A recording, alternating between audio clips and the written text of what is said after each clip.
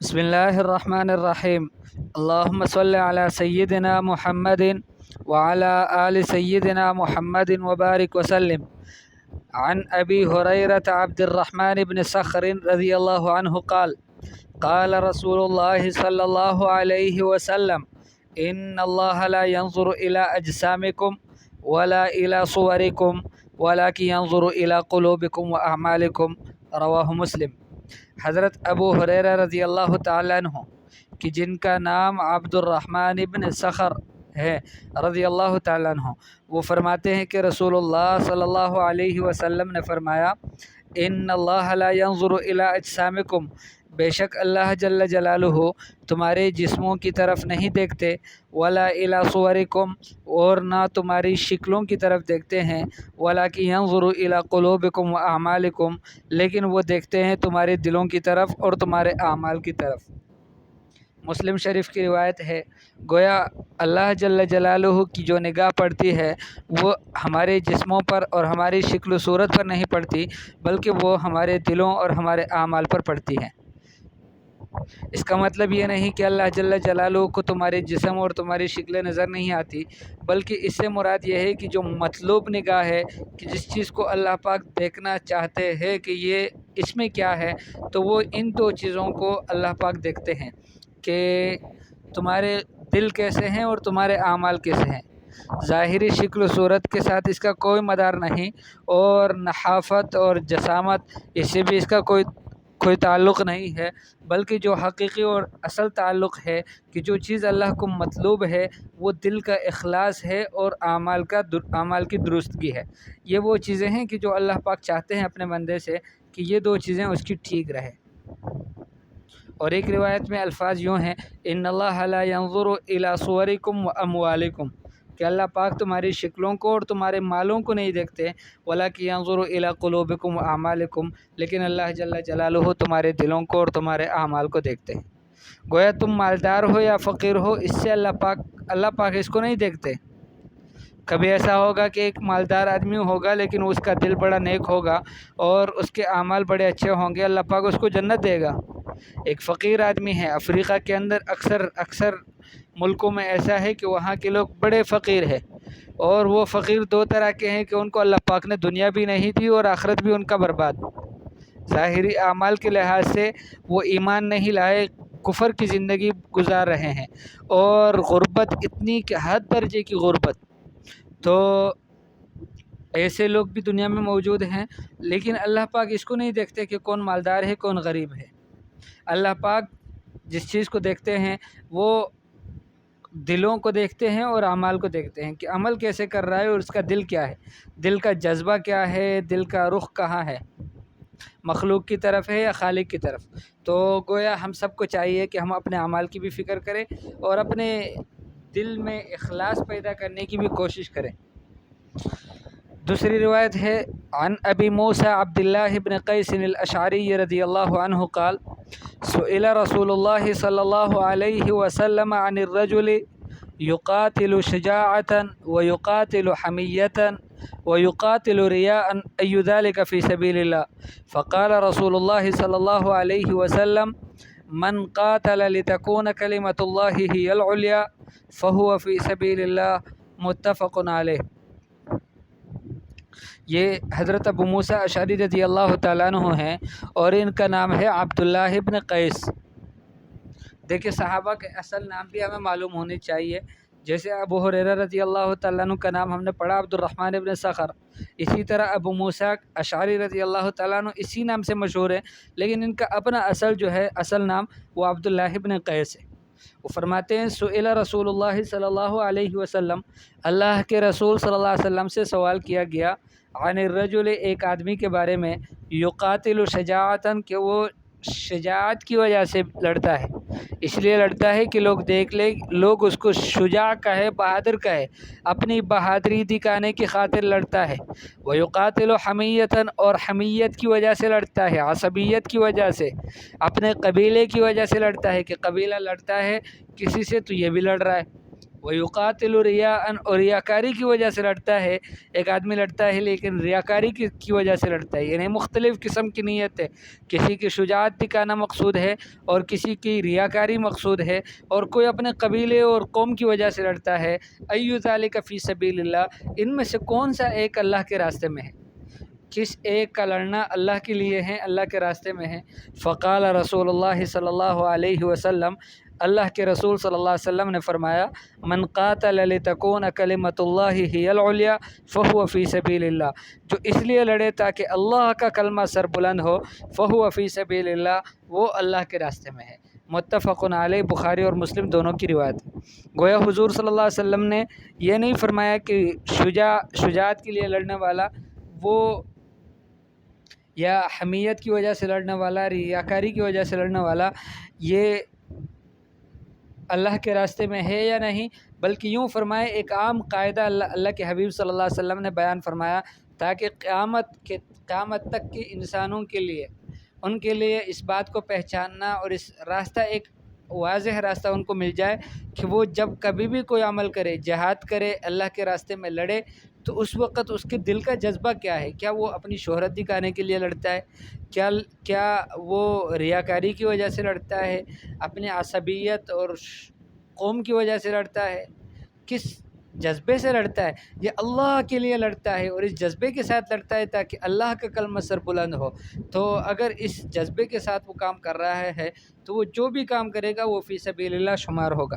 جو بھی کام سے مراد یہ ہے کہ دین کے کاموں میں سے کسی بھی شعبے میں لگے گا تو وہ اللہ کے راستے میں ہوگا، اس کو فی سبیل اللہ اس پر اطلاق ہوگا، اس لیے کہ اس کا مقصد اگر یہ ہے کہ کلمہ، اللہ کا کلمہ سر بلند ہو جائے، ساری دنیا میں اللہ کا کلمہ بلند ہو اور اللہ کے غیر کا کلمہ پست ہو. آج تو بدقسمتی سے غیر کا کلمہ بلند ہو رہا ہے ساری دنیا میں. جو یہود و نصارہ چاہتے ہیں وہ ہوتا ہے ساری دنیا کے اندر، جو اللہ چاہتے ہیں وہ ہم سب نہیں کرتے. پوری دنیا کے اندر کم قسمتی کی بات ہے کہ پوری دنیا کے اندر ایک بستی بھی ایسی نہیں ہے، ایک ملک کی بات نہیں ہے، ایک بستی بھی ایسی نہیں ہے جہاں 100% اللہ کے احکام زندہ ہوں، پیارے نبی حضرت محمد مصطفیٰ صلی اللہ علیہ وسلم کی مبارک سنتیں زندہ. ساری دنیا کے انسان امام کے بغیر زندگی گزارے ہیں، ان کا مجموعی طور پر امام نہیں ہے. مختلف جماعتیں بن گئی، مختلف فرقے بن گئے، مختلف احزاب بن گئے، اسی میں پوری امت اٹکی، اسی میں لگی ہوئی ہے. اور ہر ایک اپنی جماعت کو سب کچھ سمجھتے ہوئے اس کے لیے اپنی جان کو بھی قربان کرتا ہے. بلکہ اس سے بھی بڑھ کر یہ کہ یہ جو سائکس بیکو کا معاہدہ ہوا اور پھر انہوں نے ہم سب کو جھنڈے دے دیے اور ہم سب کو تھوڑی سی زمین دے دی، زمین مٹی کا کچھ حصہ دے دیا اور ہم سب کے ہاتھوں میں وہ جھنڈے تما دیے اور کہا کہ اب اس کے لیے تم نے لڑنا ہے، اس کے لیے لڑنا ہے. جو اس کو نقصان پہنچائے گا، جو اس کی طرف میلی نگاہ سے دیکھے گا وہ دشمن ہے، اس کا قتل کرنا حلال ہے اور اس کے خلاف تم لڑو. اس طرح سے ہم سب کو اس میں مشغول کر دیا. حالانکہ مسلمان اپنی زمین کے لیے نہیں لڑتا، وہ تو اسلام کی سربلندی کی خاطر لڑتا ہے. صحابہ کرام اور مسلمان کے لیے ساری دنیا کی جتنی بھی بلاد ہیں اور ملک ہیں، یہ سارے کے سارے ہر مسلمان کے لیے ہیں، اس لیے کہ وہاں ان کے بھائی رہتے ہیں. اس کلمہ پڑھنے والے مسلمان جہاں جہاں آباد ہیں وہ ساری آبادیاں مسلمانوں کی ہیں. اس میں جانے کے لیے نہ اس کو ویزے کی ضرورت ہے شرعاً، نہ اس کو پاسپورٹ کی ضرورت ہے، نہ اس کو کسی اور چیز کی ضرورت ہے. آج بھی کبھی کبھی دل خون کے آنسو روتا ہے کہ جب ان تصاویر کو دیکھتا ہے کہ جس میں وہ کچھ بسیں ہیں جو خلافت عثمانیہ کے دور کی اب تک موجود ہیں. پرانی ہو گئی ہے، اب چلنے کی نہیں ہے، لیکن یہ ہے کہ وہ اب بھی تک موجود ہیں اسی حالت میں. اس پہ لکھا ہوا ہے عراق، شام، فلسطین اور مکۃ المکرمہ، مدینۃ المنورہ، مختلف ملکوں کے نام لکھ کر اس میں سے گزر کر بغیر ویزے اور بغیر پاسپورٹ کے جایا کرتا تھا مسلمان. کم قسمتی سے ہم اس نعمت سے بھی محروم ہو گئے اور لڑ رہے ہیں، ہم سب لڑ رہے ہیں. لیکن اس جذبے کے ساتھ کون لڑتا ہے تاکہ اللہ کا کلمہ بلند ہو جائے؟ تو اس کی اللہ پاک ہم سب کو توفیق نصیب فرمائے. میرا مقصد یہ نہیں ہے کہ مجاہدین پر میرا اعتراض ہے، وہ اللہ کے راستے میں لڑ رہے ہیں. انشاءاللہ اللہ کی ذات سے امید ہے کہ ان کے ساری قربانیوں کو اللہ پاک قبول فرمائیں گے. ان کے لیے بھی ہم دعا کرتے ہیں، اللہ پاک ان کو بھی اخلاص نصیب فرمائے، ہمیں بھی نصیب فرمائے. لیکن عمومی طور پر جو ہم جماعتوں میں بھٹک کر اور پھر ایک دوسرے کے خلاف اسلحہ اٹھا کر اور اپنا سارا زور ایک دوسرے کو نیچا دکھانے کے لیے اس کے لیے استعمال کر رہے ہیں، اس کی شرح بالکل گنجائش نہیں۔ اسلام کی خاطر، اسلام ہمارا بنیاد ہے، اسلام کی طرف ہماری نسبت ہونی چاہیے۔ ہم مسلمان ہونے کی حیثیت سے ہمیں جینا چاہیے کہ مسلمان مشرق کا ہے یا مغرب کا، شمال کا ہے یا جنوب کا، کالا ہے یا گورا، جس عرب ہے یا عجم، وہ ہم سب بھائی بھائی ہیں۔ تو حضور صلی اللہ علیہ وسلم نے فرمایا من قاتل لتکون کلمۃ اللہ ہی العلیٰ فہو فی سبیل اللہ، جو اس لیے لڑے تاکہ اللہ کا کلمہ سربلند ہو، وہ فی سبیل اللہ میں ہے، اللہ کے راستے میں ہے۔ وعن ابی بکرۃ نفیع بن الحارث الثقفی رضی اللہ عنہ، ابی بکر رضی اللہ تعالیٰ عنہ مشہور ہے، صحابی ہے، اور ان کا نام نفیع بن الحارث ہے۔ وہ فرماتے ہیں ان نبی صلی اللہ علیہ وسلم قال، نبی پاک صلی اللہ علیہ وسلم نے فرمایا اذا التقى المسلمان بسیفیہما فالقاتل والمقتول فی النار، فرمایا کہ جب دو مسلمان تلوار لے کر ایک دوسرے سے ملتے ہیں، فالقاتل والمقتول فی النار، حضور صلی اللہ علیہ وسلم نے فرمایا کہ قاتل اور مقتول دونوں جہنم میں ہوں گے۔ مسلمان کے خلاف اسلحہ اٹھاتا ہے، حدیث پاک میں آتا ہے من حمل علینا السلاح فلیس منا، جو ہم پر اسلحہ اٹھائے گا وہ ہم میں سے نہیں۔ مسلمان اپنے مسلمان بھائی کے خلاف اسلحہ نہیں اٹھاتا۔ تو فرمایا کہ جب دو مسلمان آپس میں تلوار اٹھاتے ہیں، فالقاتل والمقتول فی النار، فرمایا کہ لڑنے والا، قتال کرنے والا یعنی اس کو قتل کرنے والا اور جو قتل ہو جائے وہ دونوں جہنم میں ہوں گے۔ قلت یا رسول اللہ، صحابی ابو بکر رضی اللہ تعالیٰ عنہ فرماتے ہیں میں نے کہا اللہ کے رسول، ھذا القاتل، یہ قاتل کی تو سمجھ میں آتا ہے کہ یہ جو ہے اس کو قتل کر لیا، اس وجہ سے جہنم میں چلا گیا۔ فما بال المقتول، اس مقتول کی کیا بات ہے، اس کی کیا وجہ ہے کہ وہ بھی جہنم میں جائے گا؟ حضور صلی اللہ علیہ وسلم نے فرمایا انہ کان حریصا علی قتل صاحبہ، وہ اپنے دوست کے، اپنے ساتھی کے قتل پر حرص کرنے والا تھا، اس کا بھی دلی جذبہ تھا کہ میں اس کو قتل کروں گا، لیکن یہ ہوا کہ اتفاقاً انہوں نے اس کو قتل کر دیا۔ ظاہر بات ہے کہ دو آپس میں لڑے اور دونوں کا جذبہ ایک ہی ہو کہ میں اس کو قتل کروں، وہ اس کو قتل کرنا چاہتا ہے، ایسے وقت میں ایک ہی قتل ہوگا، لیکن حضور صلی اللہ علیہ وسلم نے فرمایا کہ جہنم میں دونوں جائیں گے، اس لیے کہ جذبہ دونوں کا ایک ہی طرح کا تھا۔ اس کا بھی یہ جذبہ تھا کہ میں اپنے بھائی کو قتل کر لوں، اور یہ جو قتل ہو گیا اس کا بھی یہی جذبہ تھا کہ میں اپنے بھائی کو قتل کر لوں۔ متفقن علیہ۔ تو اس وجہ سے مسلمانوں کی آپس کی لڑائیاں یہ بہت خطرناک چیز ہے، اس سے اللہ پاک ہم سب کو بچنے کی توفیق نصیب فرمائے۔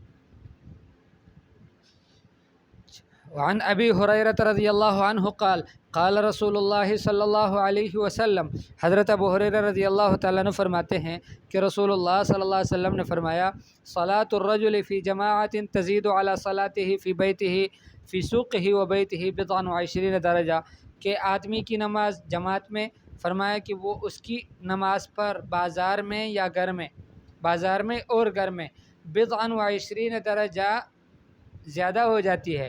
بضع وعشرین درجہ سے مراد یہ ہے کہ 20 سے کچھ اوپر کے درجے، بعض روایت میں 25 درجہ آیا ہے، بعض روایت میں 27 درجہ آیا ہے۔ وذالک ان احدہم اذا توضأ، اور یہ اس کی علت کیا ہے؟ فرمایا ان احدہم اذا توضأ، کہ جب ان میں سے کوئی ایک وضو بنا لیتا ہے، فاحسن الوضوء، پھر وضو کو اچھی طرح سے کرتا ہے۔ اچھی طرح سے کرنے سے مراد یہ ہے کہ وہ اسراف سے بھی بچے اور وضو کی جتنی مستحبات اور آداب ہے، سنن ہیں، ان سب کا اہتمام کرے۔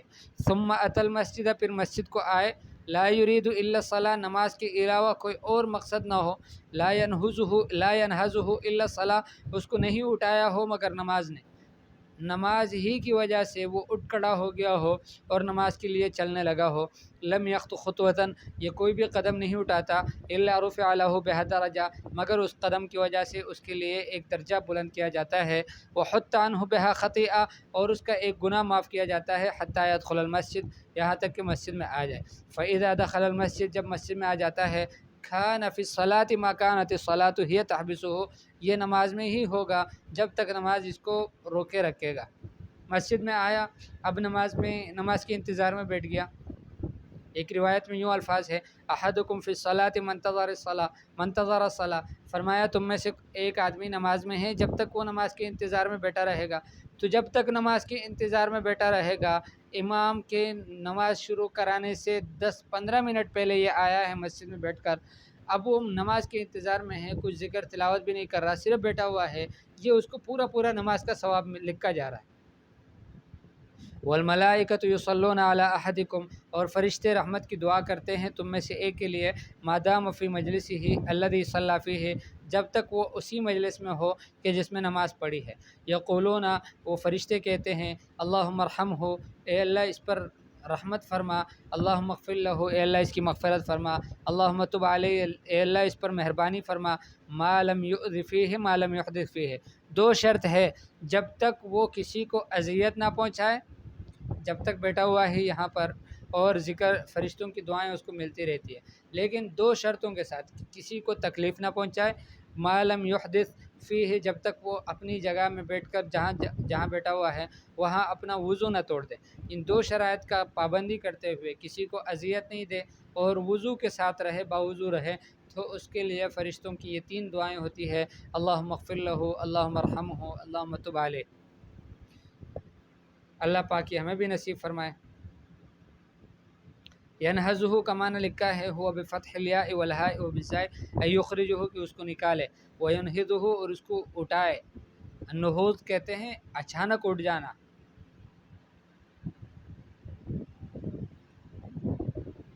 اگلی روایت ہے ابو العباس عبداللہ بن عباس بن عبد المطلب رضی اللہ تعالیٰ عنہما سے کہ رسول اللہ صلی اللہ علیہ وسلم سے روایت ہے فی ما یروی عن ربہ، کہ جس کو اپنے رب سے روایت کرتے ہیں، ان روایات میں کہ جو اللہ کے رسول صلی اللہ علیہ وسلم اپنے رب سے روایت کرتے ہیں، تبارک و تعالی، برکت والی ذات اور ہر عیب سے پاک ذات۔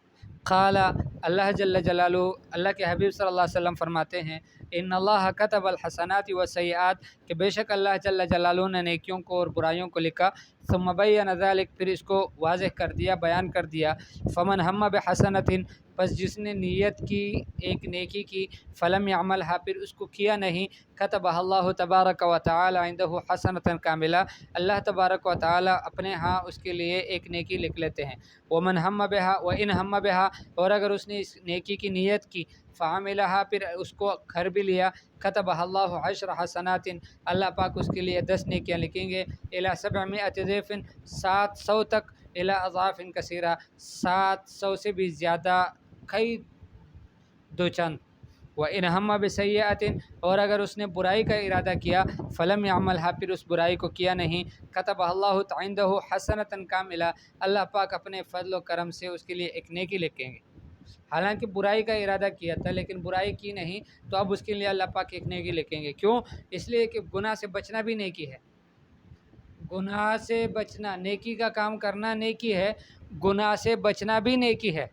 تو یہ چونکہ اس نے گناہ کا ارادہ کیا تھا اور پھر بھی اس گناہ سے بچ گیا، اب اس کے لیے اللہ پاک ایک نیکی لکھیں گے۔ وَإِنْ هَمَّ بِهَا فَعَمِلَهَا، اور اگر اس نے گناہ کا نیت کیا اور نیت کرنے کے بعد اس گناہ کو کیا، كتبہ اللہ سیئۃ واحدۃ، اللہ پاک اس کے لیے ایک برائی لکھیں گے، 10 نہیں لکھیں گے۔ جس طرح نیکیوں میں ہر نیکی کے بدلے میں اللہ پاک کم از کم 10 لکھ لیتے ہیں، اور 700 تک، اور پھر 700 سے کئی دو چند اور بھی۔ لیکن برائیوں میں ایسا نہیں ہے، برائیوں میں ایسے نہیں ہے، برائیوں میں یوں ہے کہ اس کے لیے اگر برائی نہیں کی نیت کی تھی تو اس کو اجر ملے گا، اور برائی کی نیت بھی کی تھی، برائی کو کر بھی لیا، تب اللہ پاک اس کے لیے ایک برائی لکھیں گے۔ اور روایات میں آتا ہے کہ وہ بھی بڑی دیر سے لکھیں گے، فرشتوں کو کہیں گے کہ تھوڑا ٹھہر جاؤ، میرے بندہ شاید توبہ کر لے، یہ معافی مانگ لے۔ لیکن جب بندہ توبہ نہیں کرتا تو پھر اس کو لکھ لیا جاتا ہے، لیکن جیسے ہی توبہ کر لیتا ہے اللہ پاک اس کو بھی مٹا لیتے ہیں، بالکل مکمل طور پر اس کو ختم کر دیتے ہیں۔ اس وجہ سے حسن بصری رحمہ اللہ کا قول ہے، وہ فرماتے ہیں کہ ویل لمن غلبت آحادہ علی عشراتہ، ہلاکت ہے اس شخص کے لیے کہ جس کی اکائیاں اس کی دہائیوں پر غالب آ جائیں، ہلاکت ہے اس شخص کے لیے کہ جس کی اکائیاں اس کی دہائیوں پر غالب آ جائے۔ کیا مطلب یہ ہے کہ گناہ ایک لکھا جاتا ہے، اب یہ اتنے سارے گناہ کر لیں کہ وہ جو 10 کم از کم لکھے جاتے تھے وہ جو نیکیاں تھی، اور 700 تک لکھے جاتے تھے، تو اس پر اس کے ایک گناہ جو لکھا جاتا ہے اور وہ بھی بڑی دیر سے کمزور حالت میں، وہ اس کے غالب آ جائیں اور وہ نیکیاں اس کی کم بڑھ جائیں۔ فرمایا ایسے شخص کے لیے ہلاکت۔ اس وجہ سے بہت کثرت کے ساتھ نیک اعمال کی کوشش کرنی چاہیے کہ قرآن پاک میں اللہ پاک فرماتے ہیں ان الحسنات یذہبن السیئات، کہ بے شک نیکیاں جو ہے یہ برائیوں کو ختم کر دیتی ہے۔ تو اس حدیث پاک میں یہ ہے کہ نیکی کا ارادہ بھی آدمی کرے گا اس کو اجر ملے گا۔ ہمارے تبلیغی بھائی کہتے ہیں کہ ارادہ لکھواؤ اور ارادے پر نیکی ہے، تو سچی بات ہے، ارادے پر نیکی ہے۔ دل سے پکا عزم ہو کہ انشاءاللہ میں اللہ کے راستے میں وقت لگاؤں گا تو اللہ پاک اس کو اجر دے گا، اس پر اس نیت کرنے پر بھی اللہ پاک اس کو اجر دے گا۔ ایک نیکی تو اس کی پکی ہو گئی، اور ایک نیکی یہ قیامت کی کرنسی ہے۔ نیکی کی قدر کا ہمیں پتہ نہیں، دنیا میں ہم نہیں سمجھ سکتے کہ نیکی کیا چیز ہے، یہ تو قیامت میں پتہ چلے گا۔ جیسے دنیا میں مختلف ملکوں کی اپنی اپنی کرنسیاں ہیں، سعودیہ عرب کا ریال ہے، اور اسی طرح دبئی کا دینار ہے، اور اس کے علاوہ دوسرے جو ممالک ہیں جیسے افریقہ کے چند ممالک ہے، سوڈان ہے، مصر ہے، یہاں جنیح اور جنیح کے نام سے یہ سکہ چلتا ہے، اور اس طرح سے مختلف ملکوں کے اپنے اپنے سکے چلتے ہیں۔ اسی طرح آخرت کا جو سکہ ہے وہ اعمال ہے، نیک اعمال ہے اور نیکیاں ہیں۔ وہاں پر نیکیاں دی جائے گی، نیکیاں لی جائے گی۔ کسی نے کسی کے ساتھ برائی کی ہے تو آپ کی نیکیاں اس کو دی جائے گی، اور آپ نے نیک اعمال دنیا میں کیے ہیں تو اس کی وجہ سے آپ کو نیکیاں دی جائے گی۔ تو بہرحال یہ لینا دینا وہاں پر قیامت کی کرنسی جو ہے وہ نیک اعمال کی ہے، حسنات کی ہے۔ تو ایک نیکی کو بھی معمولی نہیں سمجھنا چاہیے، اس کو بھی بہت بڑا غنیمت سمجھنا چاہیے کہ اللہ کے راستے میں نکلنے کی جو آدمی نیت کرتا ہے اس کو اس نیت پر، اس ارادے پر اللہ پاک اس کو ایک نیکی عطا فرماتے ہیں، اور یہ بخاری اور مسلم دونوں کی روایت ہے۔ اور وہ تو الگ بات ہے کہ صحابہ کرام رضی اللہ عنہم کی ایک مستقل سنت عمل بھی ہے۔ ایک صحابی حضور صلی اللہ علیہ وسلم کے پاس آئے اور فرمایا انک کتبت فی غزوۃ کذا و کذا، میں فلاں اور فلاں جہاد کے لیے، سفر کے لیے میرا نام لکھا گیا ہے۔ رجسٹر بنے ہوتے تھے، اس میں باقاعدہ ناموں کا ادراج کیا جاتا کہ کون جائے گا اس سفر میں، تو ان کے نام لکھے جاتے تھے۔ یہ انتظامی امور میں سے ہیں، ان کے نام لکھے جاتے تھے کہ یہ جانے کے لیے وہاں کے لیے تیار ہے۔ لیکن وہ فرماتے ہیں کہ میری والدہ یا بیوی کا کہہ رہے ہیں کسی مستورات کا کہ وہ حج پہ جانا چاہ رہی ہیں، تو میں کیا کروں؟ حضور صلی اللہ علیہ وسلم نے ان کو فرمایا کہ آپ حج پر جاؤ۔ تو بہرحال یہ ہے کہ نیکیوں کے ارادے بھی کرنے چاہیے، اور پھر نیکیاں کر لی بھی چاہیے کہ ہمیں بہت سارا اجر ملے۔ اللہ پاک مجھے بھی توفیق نصیب فرمائے، آپ سب کو بھی۔ صلی اللہ تعالی علی خیر خلقہ محمد و آلہ و اصحابہ اجمعین، آمین برحمتک یا ارحم الراحمین۔